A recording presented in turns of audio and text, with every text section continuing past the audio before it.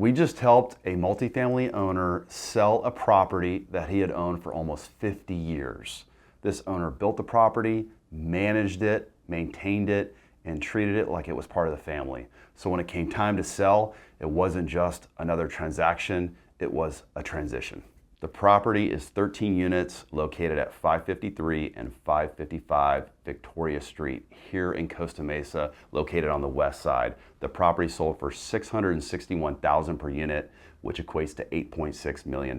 The challenge was that the owner is now approaching 84 years old. He's self-managing the property, and he would like to get out of the responsibilities of being a housing provider. He doesn't want to manage the property anymore, but he's built up so much equity in the property, he really is just unsure on what he wants to do. But he'd like to simplify and sell. He was also concerned about the taxes because he's not going to do a 1031 exchange.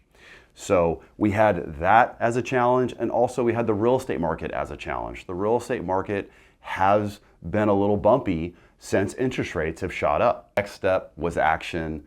Our client hired us to represent them in the sales and marketing process of the property. We navigated multiple offers on the property, but the right buyer didn't come together quickly. It took some time. So we were very patient in the process, not forcing a transaction. And ultimately, we found the right buyer through our broker network that came in with a 1031 exchange buyer that fell in love with the property and really wanted to lean in and make it work. And we were able to structure a win-win for our seller and also the buyer through an owner financing structure that gave cash flow to our seller without having to own the real estate and work the real estate, but it also worked for the buyer because they could lean in and acquire a great property. They were selling a property inland. They wanted to get into the Costa Mesa market. This was a great property, so we structured it to where they could come in, put a down payment down, the seller would carry the financing, and then the buyer would put in a little bit more down in a year's time. The result, the seller was able to get a great price